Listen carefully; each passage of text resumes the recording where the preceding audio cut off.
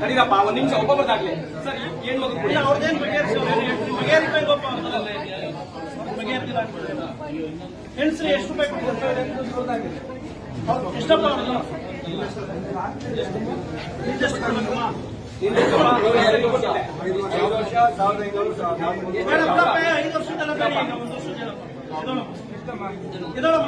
ಏನಪ್ಪ ನೀನು ಜೋರಾಗಿ ಹೇಳು. ಏನಾಯ್ತು ಸರ್? 300 ರೂಪಾಯಿ ನೀವು ಕೂತ್ಕೊಳ್ಳಿ.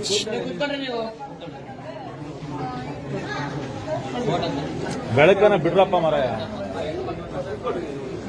ಮತ್ತೆ ಅವ್ರ ಬಡವ್ರ ಹೆಣ್ಣು ಮಕ್ಳ ಹತ್ರ ಇವ್ರ ಹತ್ರ ಇವ್ರು ದುಡ್ಡು ಇಸ್ಕೊಂಡು ತಿಂತಾರಲ್ಲ, ಇವ್ರಿಗೆ ಮಾನ ಮರ್ಯಾದೆ ಐತೆ ಅಂದ್ರೆ ಸ್ವಲ್ಪ ಹತ್ರ ಕಷ್ಟಪಟ್ಟು ದುಡ್ದು ನೋಡ್ರಿ ಆ ವಯಸ್ಸಾದ ಬಡವ್ರ ಹತ್ರ ಬಗೆಹರಿಸ್ತೇನಪ್ಪ. ಹಿಂಗಾಗಲ್ಲ ಅಂತ ಹೇಳ್ಬಿಟ್ಟು ಕ್ರಮ ಆಗ್ಬೇಕು.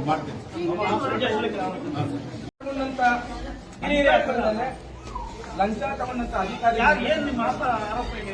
ಈ ಮಗು ಹತ್ರ ದುಡ್ಡು ಇದೇ ಡಾಕ್ಟರ್ ಇಸ್ಕೊಂಡಿದ್ದಾರೆ, ಇವ್ರ ಹತ್ರ ಇದೇ ಯಾರೋ ಈ ಹಾಸ್ಪಿಟಲ್ ಕೆಲಸ ರವಿ ಇಸ್ಕೊಂಡಿದ್ದಾರೆ. ಇದಕ್ಕೆ ಕ್ರಮ ನೀವೇನ್ ಕೈಗೊಳ್ತೀರಾ? ತಾಲೂಕು ಇಲ್ಲಿದೆ, ವಿಜಿಲೆನ್ಸ್ ಆಫೀಸರ್ ನೀವು ಬಂದಿರ, ನೀವೇ ಇಲ್ಲೇನೆ ಈ ಜನರ ಸಮಾಕ್ಷಮದಲ್ಲಿ ನೀವು ಹೇಳ್ತೀವಿ. ಏನ್ ಕ್ರಮ ಕೈಗೊಳ್ತೀರಾ? ಏನ್ ಮಾಡ್ತೀರಾ ಹೇಳಿ ಸರ್. ಈಗ ಅವರು ಬನ್ನಿ. ಇಲ್ಲ ನೀವೇನು ನಾನು ನಿಮ್ಮ ಸಮಸ್ಯೆಗೆ ನಾನು ಕನ್ನಡಕಗಳು ಈಗ ಆಗ್ತಾ ಇದೆ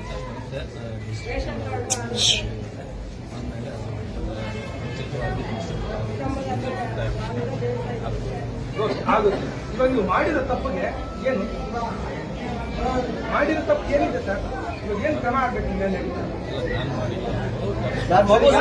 ಸುಳ್ಳು ಹೇಳುತ್ತಾ?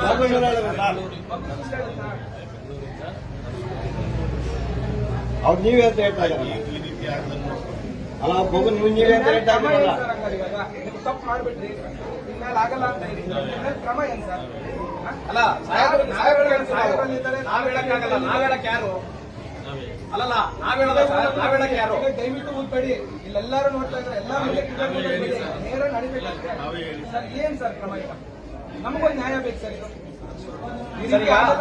ನಮ್ಮೆದ್ರು ಕಡೆ ಈಗ ಒಂದು ಹೆಣ್ಣು ಮಗು, ಒಂದು ವಿದ್ಯಾರ್ಥಿನಿ ದುಡ್ಡಿಸ್ಕೊಂಡು ಕನ್ನಡಕ ಕೊಟ್ಟಿದ್ದಾರೆ ಅಂತ ಹೇಳಿದ್ದಾರೆ. ಅದ್ರ ಪ್ರಕಾರವಾಗಿ ನಾನು 8ರಿಂದ ನನಗೆ ಐಸೈಟ್ ಬಂದಿದೆ. 8ರಿಂದ ಪ್ರತಿ ಎವ್ರಿ ಇಯರ್ ಈ ಡಾಕ್ಟರ್ ಬಂದು ಚೆಕಪ್ ಮಾಡಿಸ್ಕೊಳ್ತೀನಿ. ಅವ್ರು ಇದಕ್ಕೆ 1300, 1500, 1200 ಆ ಥರ ಅಮೌಂಟ್ ತಗೊಂತಿದ್ದಾರೆ ಸರ್. ತಗೊಂಡು ಅವ್ರ ಮನೆಗೆ ಸ್ಪೆಕ್ಸ್ ಕೊಟ್ಟಿದ್ದಾರೆ ಸರ್. ಇವಾಗ ಕೊಟ್ಟರೆ ಈಗ ಒಂದು ವರ್ಷ ದುಡ್ಡು ಈಗ ವರ್ಷದ್ದು ಎಷ್ಟು ಕೊಟ್ಟವ್ರಮ್ಮ? ಎಳ್ಸಮ್ಮ.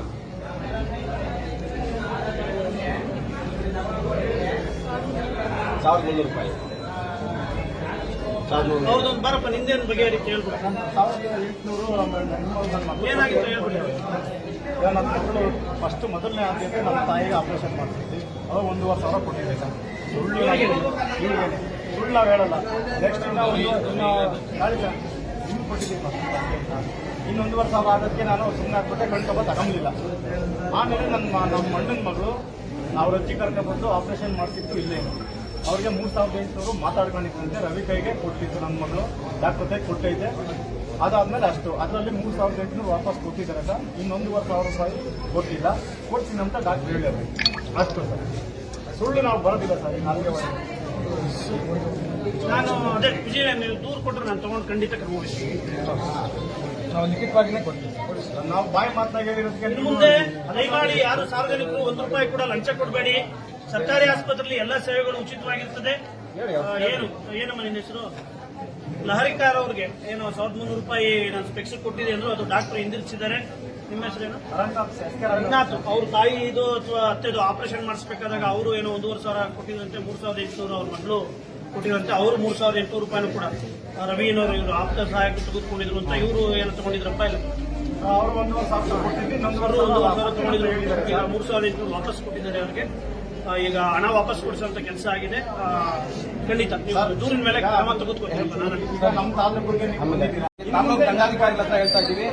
ಈ ಕುಟುಂಬಗಳ ಮೇಲೆ ಯಾವುದೇ ರೀತಿಯಾದಂತಹ ಒತ್ತಡಗಳಾಗ್ಲಿ ಅಥವಾ ಇನ್ಯಾವುದೇ ರೀತಿಯಾದಂತ ಬೇರೆ ಏನಾದ್ರು ದಬ್ಬಾಳಿಕೆಗಳು ದೌರ್ಜನ್ಯಗಳು ನಡೆಯೋದಾದ್ರೆ ಖಂಡಿತವಾಗಿ ನಾವು ಬಹಳ ನೋಡಿ, ನಮ್ಮ ಮುಂದುವರಿದ ವಿಜಿಲೆನ್ಸ್ ಆಕ್ಟ್ ಅಲ್ಲಿ ವಿಜಲ್ ಬ್ಲೋವರ್ ಪಾಲಿಸಿ ಅಂತಾನೆ ಇದೆ. ಸರ್ಕಾರದ ಅಕ್ರಮಗಳನ್ನ ಭ್ರಷ್ಟಾಚಾರನ ಯಾರು ಹೇಳಿದ್ರೆ ಅವ್ರನ್ನ ಪ್ರೊಟೆಕ್ಟ್ ಮಾಡೋದು ನಮ್ಮ ಜವಾಬ್ದಾರಿ. ಅವ್ರ ಸಂವಿಧಾನದಡಿ ಇದ್ದಾರೆ, ಪೊಲೀಸ್ ಇಲಾಖೆ ಇದೆ. ನಾನು ಪರ್ಸನಲ್ ಆಗಿ ನಂಬರ್ ಕೊಟ್ಟಿದ್ದೀನಿ. ಅರ್ಧ ರಾತ್ರಿ ಮಾಡಮ್ಮ, ನಾನ್ DSP ಮಾಡಿ ನಾನು ಸ್ವತಃ ಬಂದು ನಿಂತ್ಕೊಂಡು ರಕ್ಷಣೆ ಕೊಡ್ತೀನಿ. 5 ನಿಮಿಷ ಸರ್.